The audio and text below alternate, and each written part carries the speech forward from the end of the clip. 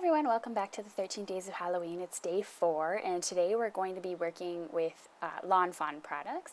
So I'm going to start off with a piece of cardstock that measures 8.5 by 5.5. I scored it at 4.25 inches in the middle there, and I'm going to be making a landscape top folding card.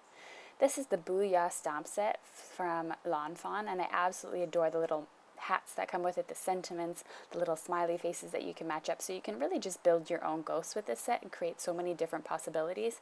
They're just so fun. So what you need to do is you kind of need to think of your image and what's going to be first. So the hats are going to have to be stamped first, followed by the ghosts, and then all the other details. So I'm just going to arrange the 3 hats in the middle of my card here. I'm going to be using the pirate hat, the witch hat, and then sort of like the bat mask hat thing, and I'm going to be stamping those first. So this is a stamp where you have to do a little bit of masking, and this is normal. So I'm using my Misty to do this. You don't have to use a Misty. You can use your stamp press or acrylic block or a CD case or whatever you use to stamp. I'm just using this because it's easier. My stamp press is on its last leg, as I've said in a couple of the videos, so I don't try not to use it anyway. So I'm just stamping with Memento black ink because I'm going to be using my Copic markers to color this. So I'm just pushing down here and stamping those 3 hats. Then I'm going to take a piece of masking paper and I'm going to stamp those 3 hats onto it, and I am going to cut those out and to create my masks. Now, unfortunately, when I stamped this, I actually cut them out. I actually stamped them on the wrong side of the masking paper. Now, this is the only thing I have to say about Simon Says Stamp masking paper is that it's not clear which is the back side, and I do this all the time. And it's okay if both the right and the left-hand side of the images are the same, like the pirate hat and the bat hat, but it's not okay with the witch because it's not symmetrical. And so I just grabbed a piece here of the paper. This is actually the back of the paper, and I just placed it on there. It's not sticky, so you'll notice that. Where the other 2 are, I was able to use the mask that I cut out. But I was too lazy to cut out another one. And anyway, I hope that made sense. Anyway, I do recommend Inkadinka masking paper because it's blue on the back and you know not to stamp on it. So I'm just grabbing the 3 ghosts. You can see that their little tails, or their little, I'm not sure what those are called on ghosts, are all facing in a certain direction. So the one in the middle is pointing down, and then you've got the one pointing to the left and the right, and so you know how to set them up. So ink those up with the Memento ink and stamp down. And now you'll see how that turned out, and I can remove my mask from the paper, and you'll see that now he's wearing this really cute pirate hat. One turned into a bat, or is pretending to be a bat for Halloween, I guess, and then one is turned into a witch. Next, I'm going to stamp all 3 of the faces, and that is I accidentally put them on the wrong way, which is why they weren't being picked up. There we go, so I had to just turn them around. And I just picked 3 random faces. So I really liked the one with the fangs, so that's mainly the reason why I chose to stamp the bat. And now you can see my lovely little mistake that I made there, and I dropped my Memento ink pad.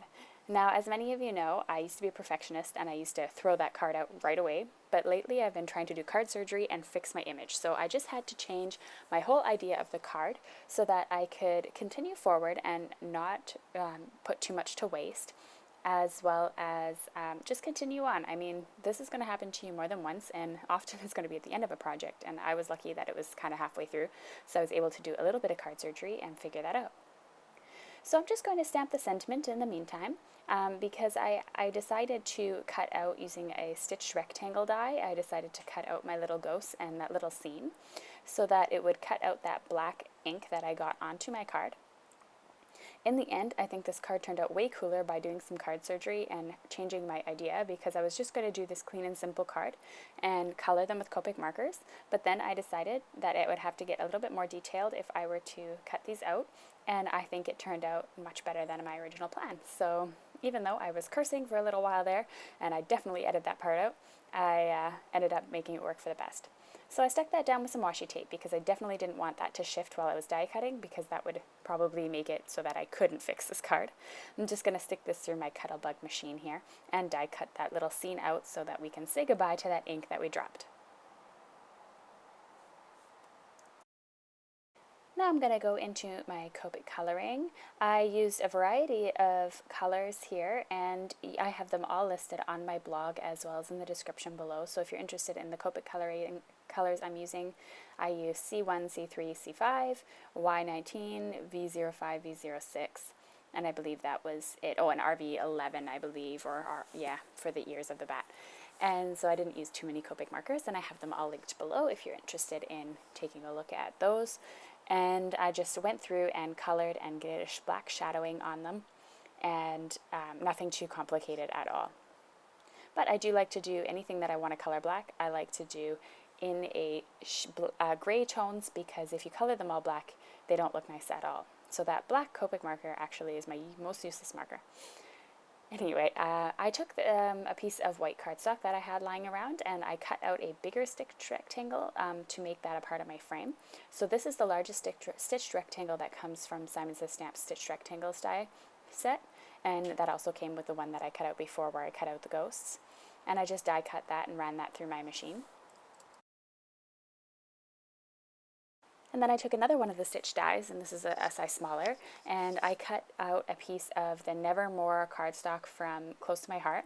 And I just have a sample pack here, so because I used to be a consultant, so I was able to order one. And I'm using that paper for this card as well, and it's a really great Halloween paper pack. It comes with coordinating cardstock and 6 different types of pattern paper, which is really handy for Halloween projects, and it looks really fantastic.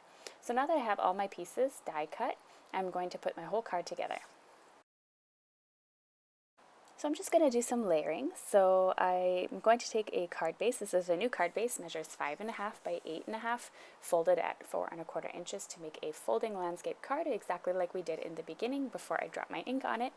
And then I am going to create my little panel here, which is going to be the white rectangle I cut out, the pattern paper, and then my scene.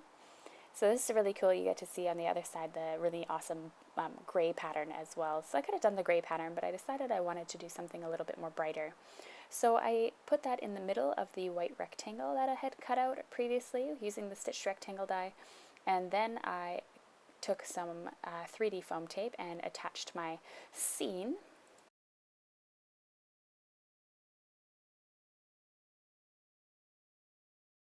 So I just attached a couple of pieces of foam tape. I got this at my local craft store, and I love the foam tape because it's really easy to take off the sticky parts of it. And I attached some foam tape to that white rectangle as well. So it's quite a 3D card, not really good for putting through the mail unless you use a bubble wrap mail envelope. And I just took all that off there and then stuck that in the middle, and you can see that it turned out much better than I thought it ever would. So all the supplies used are linked to below in the video description or on my blog. You can click up at the top as well to visit my blog and the supply list. You can click on the right on the subscribe button to subscribe to my channel. And if you click on the moving video there, you can see yesterday's video for the 13 days of Halloween. Thanks so much for watching. I'll see you guys tomorrow for Friday's card.